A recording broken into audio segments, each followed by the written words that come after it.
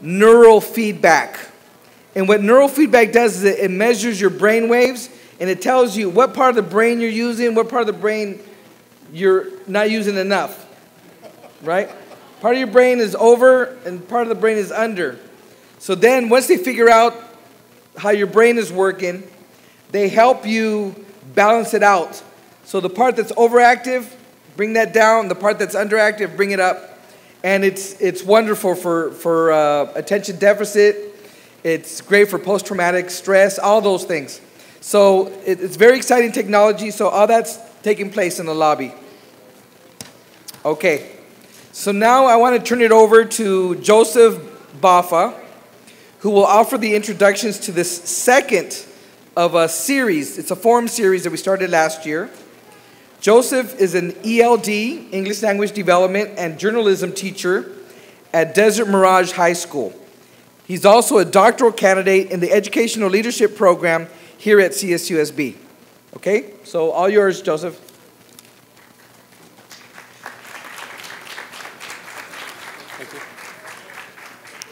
Thank you, and welcome to LEAD. This segment is programs that work for Latino youth, will be our focus.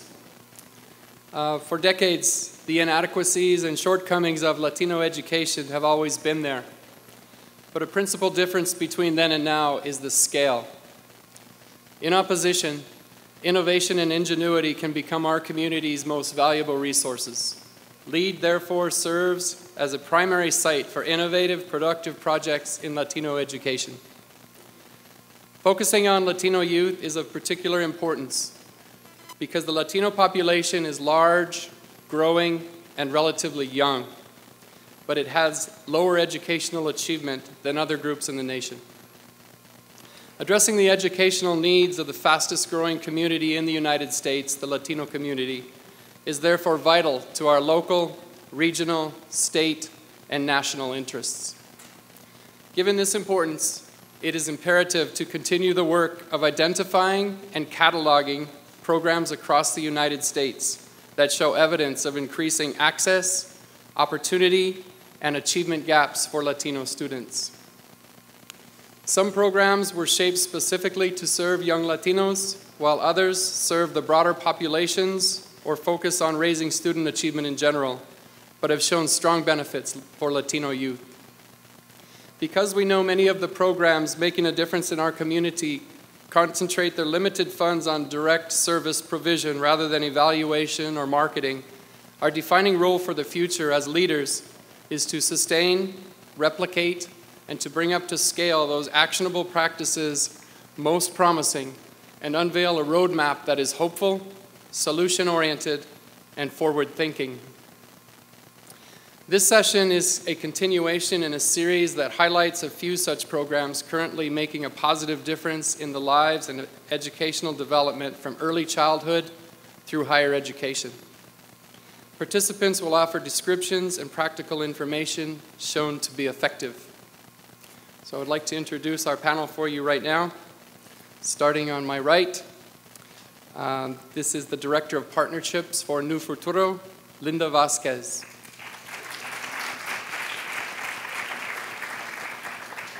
Next to Linda is the founder and CEO of Ojo Oído Academics, Joseph N. Velasquez, Esquire.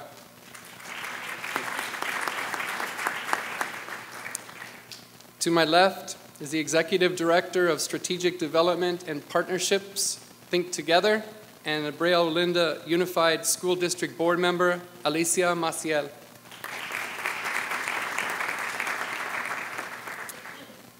Next, we have Executive Director of MAES, Latinos in Science and Engineering, Raul Munoz Jr. And our lovely moderator, she's a manager of governmental relations at Chaffey College and Fontana Unified School District Board Member, Lorena Corona.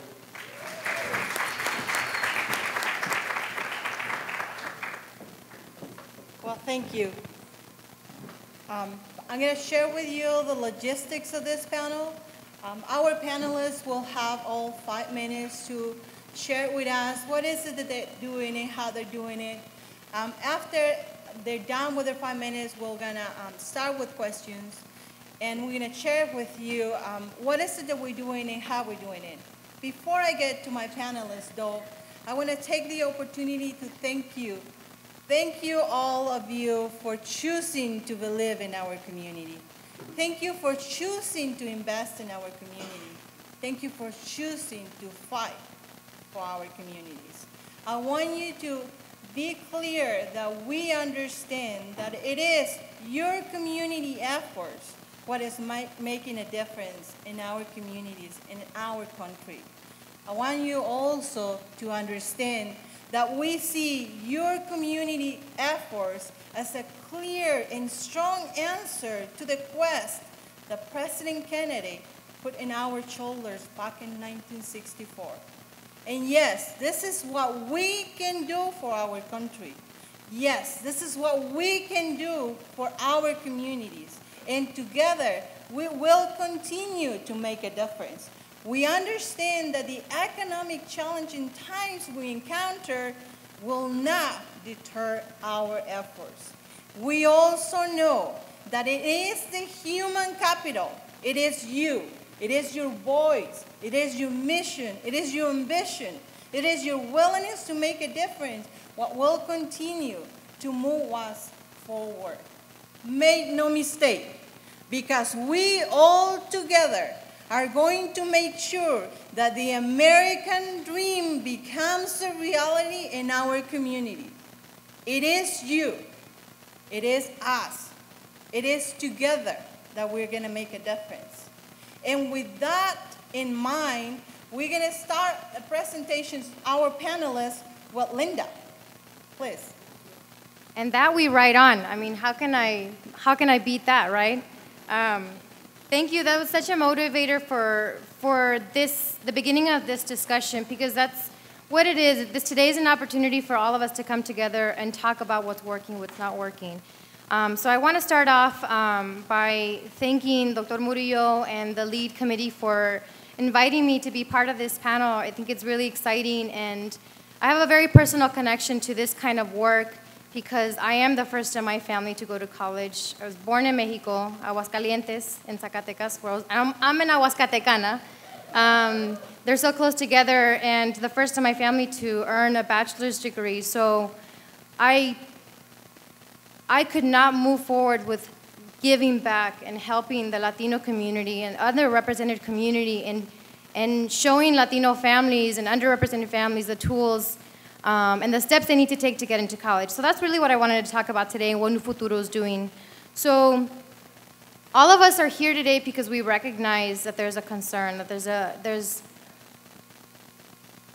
this need to invest in the Latino community to go on to college. And not only going on to college, but there's the retention piece, right? So what are we going to do for Latino students once they get to college? And we're all aware of the stats. I mean, Latinos are the largest, fastest growing minority in the country, and the youngest at that. So we have a lot of young students who have yet to enter high school and aren't even exposed yet to the opportunity of going to college. So what can we do to help change their course at a very young age? And so at a very national level, we have President Obama who set the goal of 2020, and then there's other prominent national organizations that have set the goal 2025, like Lumina Foundation, which is one of Nu Futuro's strongest partners, set the goal of increasing the percentage of Americans in this country to earn a post-secondary degree to 60%. We're not even halfway there. And that means that all of us need to come together to find a solution.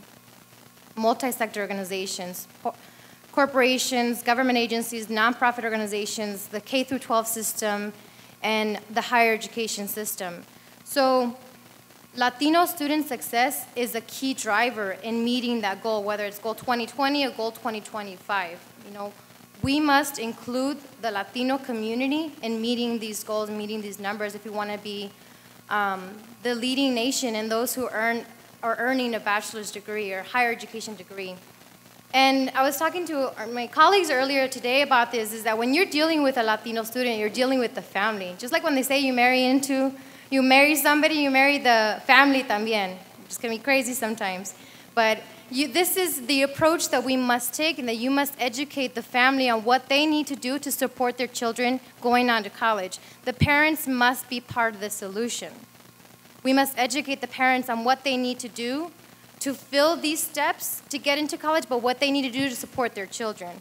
So like I said, one of the keys is educating the family. So well, all of us, not just New Futuro, needs to start developing programs that are going to take into consideration these family dynamics. Again, it's the family component, how we're getting this unit through this college journey that is even complicated for me as an educator. So let me share with you a little bit about what New Futuro is doing. New Futuro's foundation really rests on the concept of partnerships. And so I'm really excited to see so many different organizations here today from all different sectors, because the job or the responsibility to educate students about college and teach them the steps they need to take to get there is not the responsibility of just the schools. It's everyone's responsibility. Everyone has a stake in this. Local businesses have a stake in this. Local nonprofits do. Universities, government does. Everybody must come together to find the solution. So in a sense, that's what New Futuro is doing today, to meet that goal. So New Futuro has developed this pretty amazing program that we call our Road to College program. And the framework behind that Road to College program is our 10-step college plan. And this 10-step college plan is a very simple yet structured and complete process to get into college. And students and parents as well are used to getting information about this college-going journey from multiple places. I mean, they'll get information about the entrance exam, so they'll hear about ACT and they'll hear about SAT. They'll get informed about the college entrance requirements, so they'll learn about the A through G requirements. They'll learn about the college application process, so they hear about CSU Mentor, the UC application system, and the Common App. But there doesn't exist any sort of program where they get it all in one place. And so New Futuro has designed that, again, with our partnerships, with our partners like ACT, like the Federal Student Aid Office, which is our financial aid experts. And so there's 3 components to this Road to College program, because we know that students need to be getting this information in multiple touch points. It's not just a one-time sitting where they're going to get information about the college-going journey. They need to get it in multiple touch points.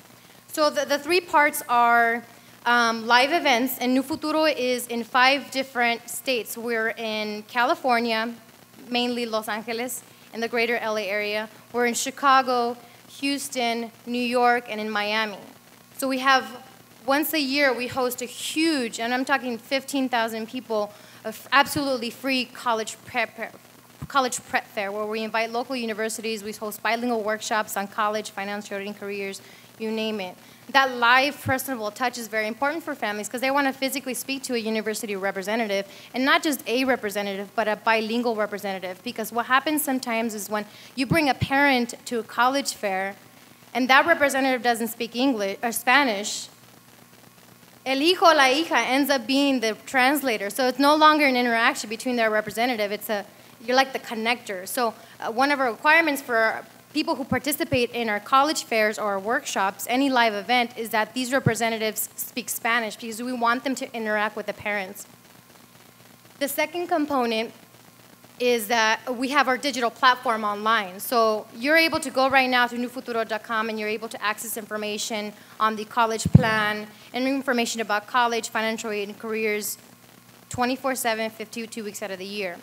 And then the last part, which is the most exciting piece for me because it's going to be plugged into schools individually, is this 10-step college plan. So this is a program that can be plugged in and used not just by New Futuro representatives, but by teachers, counselors, and any program coordinators. And the framework behind this program is the 10-step college plan that I was explaining to you earlier. And these steps start from researching or exploring careers to building your support team. The important thing about this 10-step college plan is that it is culturally relevant and bilingual. Because even if you make something in Spanish, you make it bilingual, it doesn't always mean that it's relevant to Spanish-speaking families or that it's relevant to Latinos. We must make it culturally relevant. And all of the stuff that we do, live events, online, or our program, is culturally relevant. And it speaks to the first generation student. It speaks to the immigrant family that has potentially never been exposed to college-bound, college-going, or college application process information. And the program has three main objectives. I said three main objectives. Is that it motivates families to want to pursue a higher education degree. Because it's one thing to teach them the steps to get into college, but that they're empowered, that they believe that they can do it. Because I think for so long we've been trained to systematically think that we can't do it. Sí se puede. And it's not even an option anymore. We must all pursue a higher education degree. We're here to equip you with the tools to do that. And Latinos are the least likely racial group in comparison to their counterparts to participate in any sort of extensive college choice process. And we're hoping that this is one of their college process programs. The second objective is that this program presents them with a simple yet complete structure of the process. And like I mentioned, it's bilingual and it's culturally relevant. And the third and last objective of this program is that it's promoting culturally relevant bilingual resources and social capital. Like I mentioned earlier, I'm the first in my family to go to college. And growing up, I had no idea, and I'm sure this may be the case for many of you who are also the first in your family to go to college. You don't even know where to start. I mean, even to involve your parents, you tell them, when you're applying for the FAFSA, you say, oh, I need your taxes to fill out this form. ¿Y para qué lo necesitan? Mi seguro social, that's as far as it may go, is asking them for their taxes to fill out your FAFSA. We need to start involving parents more and much deeper in this, other than just asking for their taxes. And I'm almost done. And that we're involving, like I said, involving them in this process and building that social capital. And what that means is that you're building a support team around you that's going to involve el vecino, la vecina, your counselor, your teacher, your soccer coach, even your parents, because every single one of those people in your support team is going to play a different role in supporting you and getting you to college. Mom and dad are going to provide you with consejo y el ánimo to go on and keep moving forward and continue your education. Counselor might help you with the college apps. A college coach or a mentor may help you with a personal statement or letter recommendation. It's building that social capital and the support team that's going to help you get to college. Thank you. Thank you very much. I want to kindly remind our speakers 5 minutes because we're going to have the opportunity for questions. So thank you. First of all, thank you very much for allowing me this opportunity. I'm going to get right to it. OjoOído.com is a private venture that partners with public school systems. Currently, we're partnered with the Palm Springs Unified School District. They gave us an opportunity. They took the risk of letting someone like myself enter their school and tell them what I think the literature and the research says from my perspective. And the first person I want to thank for that is Dr. Ann Kalisak, the principal of Desert Hot Springs High School, and she's sitting right over there. The Ojo Oído model is very straightforward. It's very mechanical. It's mechanical in the sense that it's clear to all of us for retention and graduation efforts, coaching both the teachers, the students, and the parents on those basic fundamental skills and habits that every student, it doesn't matter what academic environment you're in, are required. So what are those fundamental skills? We basically have put together it really is a blended model. We developed the software that utilizes multimedia to teach the following skills: time management, goal setting, prioritization, and finally that work product, that deliverable that's called the study action plan. And it's not the sexiest of all subjects. Across the country, we do know that there are programs, both at the university level and at the high school level that are called Success 101 programs or curriculum. They focus on these study skills. Unfortunately, up to date, the resources haven't been allocated to really raise these courses to a level that inculcate these skills. And by inculcation, I think it's very important that we recognize in our community, as Linda was saying, we can't take certain things for granted. We cannot take for granted that there has to be an interpretation process, an education process to the parents, to the institutions that serve our Hispanic students in terms of what is specifically required in order to develop those skills that are going to allow a student to become, first of all, competent, a competent student. We hear the term used quite a bit throughout, for the last few years, last 8 years actually. We talk about educational excellence. I'm an attorney by profession. For the past 20 years I've been an attorney. Don't hold that against me. Prior to that I was an educator, university administrator. Now the one thing that I focus on is we need to define what we're talking about. So one of the things that I make sure that I do, both with the classroom teacher, with the administrator, and with the students, is define what we're doing.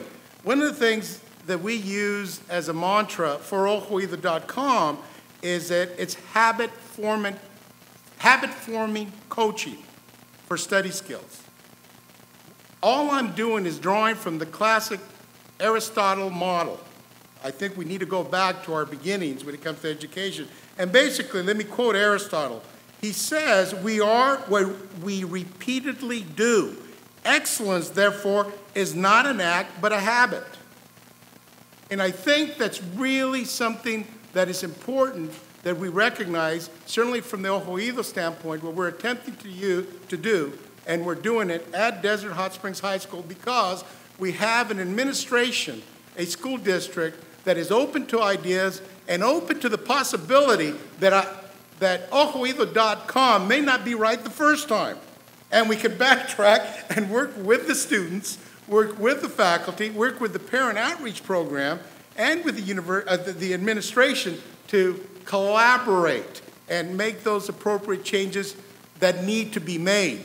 And I really want to emphasize that point because I know that everybody's under a lot of stress because we have the Common Core standards coming our way.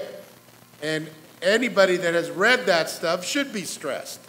So the one thing that I want to remind everybody is, from my perspective, the Common Core standards is basically another way of saying that we want to teach our kids to be independent thinkers.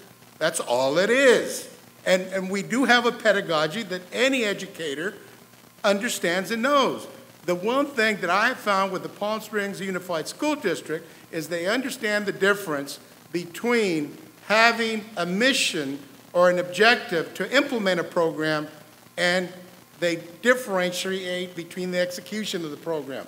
I have found that we are given the opportunity to work with our particular pedagogy that I just mentioned, and Dr. Kalisek allows us the opportunity to go into the classroom, to work directly with the teacher in a collaborative teaching environment and with the students, allows me to use Spanish, and sometimes allows me to even use bad words in Spanish in order to effectively communicate what we are intending to do. And the last thing I'm going to say, I think is very important. I too come from a first-generation family. I grew up in Northern California, migrant farm working family. The one thing that we know already exists in our community is the work ethic. I've heard that repeatedly mentioned earlier in today's program.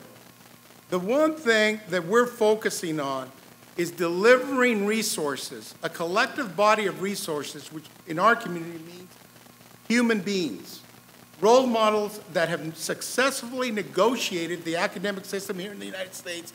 So we bring into the classroom people like Lindsay Oliveras, Mario Oliveras, Edwin Aguilar, Lou Gonzalez, local community members that one's an animation artist, another's a musician, pharmacist, another is an associate or assistant director of The Simpsons, the longest running television show.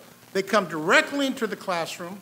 They shared their personal life experience contoured with the applied learning techniques that are necessary, and then it is filmed, it is videotaped, and then it's put into an instructional format where the students themselves are a part of that instruction. They film themselves.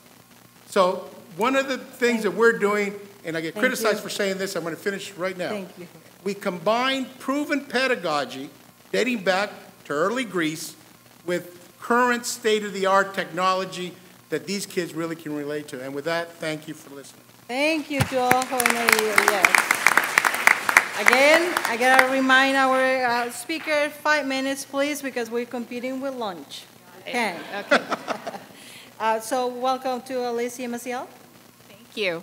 Hello, I'm Alicia Maciel, and I am here honored to represent Think Together. We're very grateful for the opportunity to share more about who we are. As our name says it, Think stands for Teaching, Helping, Inspiring, Nurturing Kids.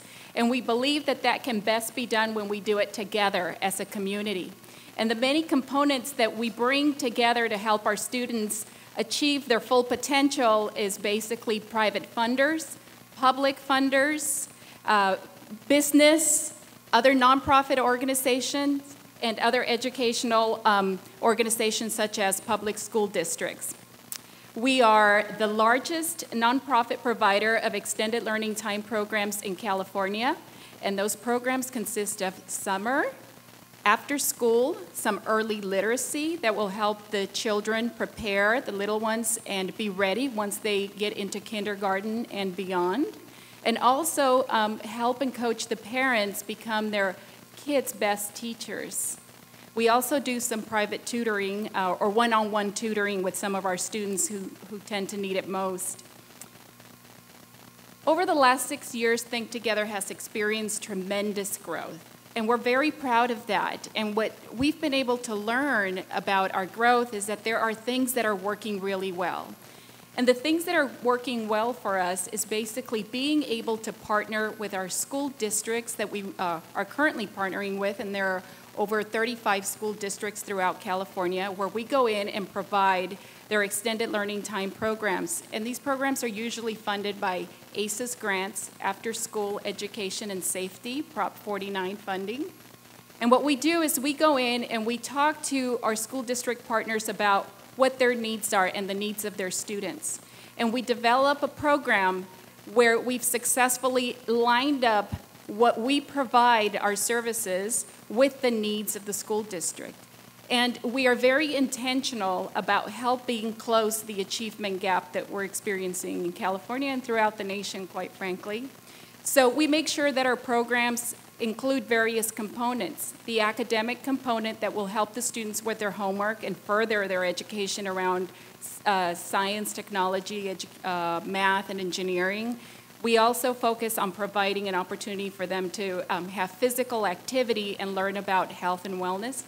And we also provide an opportunity for our staff to communicate with the school day staff around what are the specific needs and goals that that particular school is trying to achieve, so that there's alignment between the programs that are being provided to the students after school and what they're doing during the school day. Because when there is that cohesive effort, we believe that we can truly make a dent in closing that achievement gap and helping the students do better academically and all around. Thank you to Think Together. And let's actually think together, right? With that, we'll welcome Raul Munoz. And again, I want to thank everyone for having me here today, and everyone for what you're doing as well. Most of you probably haven't heard of MIAS, but MIAS has been around since 1974. It was actually formed at Cal State Fullerton by a group of starving Latino students who, looking around the university campus, had the question, where are our advocates? Who are our role models? There isn't an organization out here right now supporting Latinos in engineering. So they created at that time an organization that they called the Society of Mexican American Engineers. which grew shortly thereafter into the Society of Mexican American Engineers and Scientists, and has since morphed into simply MAIAS, because we are a society serving Latinos in science and engineering. And our mission really is to promote, cultivate, and honor Latinos in science and engineering, and that includes government, industry, and academically. Over the years, we've had a number of members that have gone on to do some substantial things. And again, part of it is ensuring that those that come behind us have the same opportunities that we had. And you've heard the stories today of the challenges that people face, particularly again within the Latino community, in trying to find their way, in trying to find those resources, in trying to serve as role models and mentors for the younger students as well. So we've developed a number of programs, again, dating back to 1974, which are designed to provide that support group that's going to be on campus to help those students come together, to talk about the challenges that they're sharing, to work on their study habits, to make sure that they're getting the direction that they might not be getting from their advisors. But in looking at all of this, I mean, we realize quickly that there's another component that we need to address as well, and that's the fact that in this country, it was true then and it's true today, there still are not enough Latinos that are pursuing degrees in STEM. We simply don't have the numbers. And when you think about the fact that more than, that if you look at the numbers of Latinos, that there are more Hispanics in this country today than any other diversity group out there, we still don't graduate the numbers that these other groups do. And that's because we need to do more to encourage them to pursue STEM degrees, to go to college, even if it's not STEM, to go to college and make sure that they're getting that education. So MAIAS has since, and this is probably about 23 years ago, created what we call the Science Extravaganza. And the Science Extravaganza is really geared towards those students that are in middle school and high school. But the idea is to bring them onto a university campus. So these events are always hosted by a MAIAS chapter at that university in conjunction with our industry and academic sponsors. The intent is to give them a day of hands-on science projects, workshops, to stimulate their interest in pursuing STEM, and to do it on a college campus so that they are looking around and saying, this is where I want to be. I can remember back in junior high school when I had an opportunity to spend time at Santa Clara University. I mean, that was one of the greatest experiences I ever had. Albeit there were some challenges. Who knew that the Jesuits didn't have a sense of humor? And in my defense, I told them that if you didn't want me to toilet paper your room, you should have locked your windows. But nonetheless, it was a great experience. And it was experiences like that. It was experiences in connecting with industry. It was experiences in connecting with individuals who had been there, done that, and could show me the way that made the difference in my life. And I've tried to do that in my career as well. So that's really where MAIAS is right now. Our goal is to make sure that not only are we there to inspire those that are coming behind us, to help those that are there now to make sure that they're accomplishing everything that they need to accomplish to get there, but also to work with them to make sure that they understand that we need your help as well. You need to give back. I've had plenty of students that I've talked to that said, I don't really need MAIAS. I don't need help studying. I can do this on my own. I'm doing very well without your help.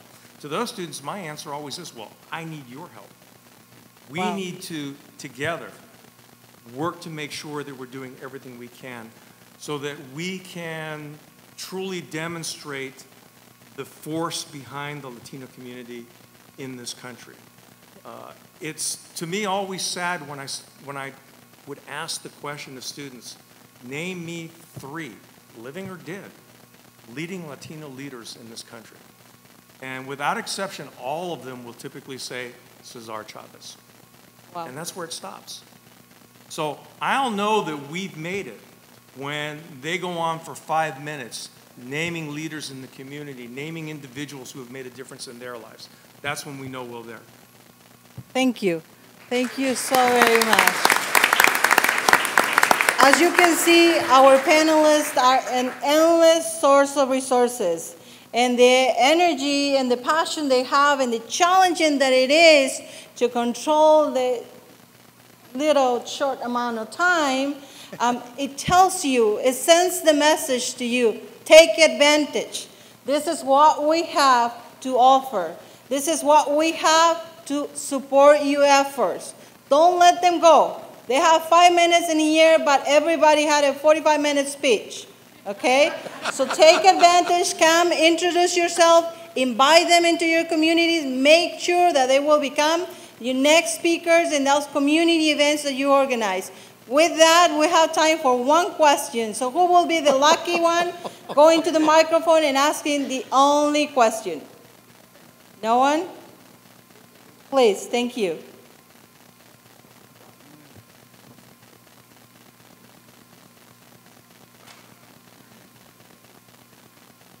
Buenas tardes. Mi nombre es Librada Murillo.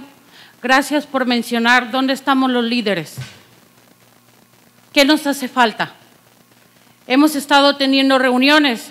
Nuestros niños allá afuera están haciendo drop out. Nosotros como padres seguimos siendo discriminados. Nuestros estudiantes, sus consejeros les dicen, yo sé lo miserable que te sientes porque tu madre te está exigiendo que seas un estudiante ejemplar. ¿Dónde están ustedes que están graduados? Yo soy un padre de familia y no quiero ser David contra Goliat. Queremos todos trabajar juntos. Mi niña más chica tiene 8 años, la mayor 17, la de medio 15. Pero muchas familias allá afuera estamos esperando a que ustedes nos digan, aquí estamos. ¿Cuántos padres de familia vemos aquí? Thank you. Let me translate a little bit of everything that you just said, and I hope I will be fair. She's coming here and is questioning and asking, where are the leaders? We have children in our communities that are dropping out of school, and we want to know what are our leaders, our community leaders are doing. Does anybody of our panelists want to answer that question? Please, Alicia. I can do it in Spanish to directly address her question, or I can do it in English. English and Spanish, if you don't mind. Muchas gracias por hacer esa pregunta tan importante y yo quiero asegurarle que por lo menos Think Together, nuestra organización, está aquí y dispuestos a servir a sus estudiantes a través del programa que nosotros proveemos y nosotros nos enfocamos en trabajar muy bien con las personas encargadas del distrito, de las escuelas, para invitarlos a que se reúnan con nosotros a traer nuestros servicios para ayudar a estos estudiantes a salir adelante y aconsejarles bien para que puedan lograr una educación. So nosotros estamos aquí. My answer is that we Think Together are here, ready and willing to come and serve the students who are eligible for our programs, because we're all about helping these students throughout after school, summer, and on to address the need that she's posing, which is advising them well and encouraging them to get ahead. And that's what we're about, and we're here to work with the school districts and engage in conversation about how we can partner to do that. So we're ready and willing. Thank you so very much. We don't have time to hear all the responses, but please come and introduce yourself, and we have a lot to share with you. So with that, help me thank our panelists today.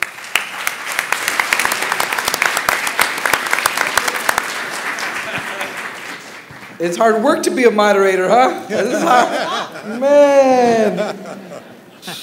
I know, right? The problem is that there's just so much to talk about, right? And we just can't get to everything, you know?